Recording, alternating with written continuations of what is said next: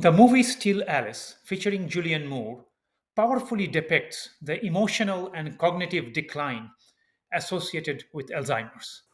I've always been so defined by my intellect, my language, my articulation, and now sometimes I can see the words hanging in front of me and I can't reach them and I don't know who I am and I don't know what I'm going to lose next.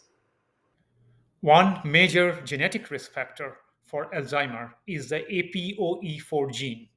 Individuals with one copy of the APOE4 gene, meaning they got it from one of their parents, have an elevated risk, and those with two copies of the APOE4 gene, meaning they got it from both the parents, have up to 12 times the risk of developing Alzheimer's. 2 to 3% of the US population have two copies of the gene.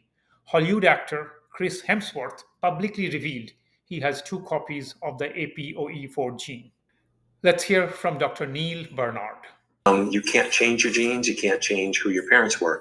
But there was a Scandinavian study a number of years ago that looked at people. They were 50 years old when they started this study. They tracked them for the next couple of decades.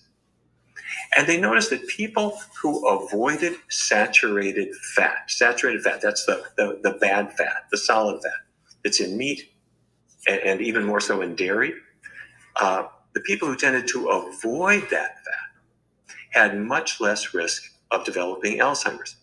Then a sub-study, here's the key. The sub-study within that study looked specifically at those people who had the ApoE4 allele. And what they found was that even for those people, their risk of developing old age memory problems was cut by about 80%, apparently with that change. Here's the point. You can't change your genetics, but what you can do is eat like you are at risk. And that means avoid the animal products completely. If you avoid animal products, you avoid the biggest sources of saturated fat. If you also avoid coconut and palm oil, you're avoiding another major source of saturated fat. So here is the summary. You can do genetic testing to figure out whether you have the APOE4 gene. I personally don't want to know. I like Dr. Bernard's advice that eat like you are at risk to reduce your risk anyway.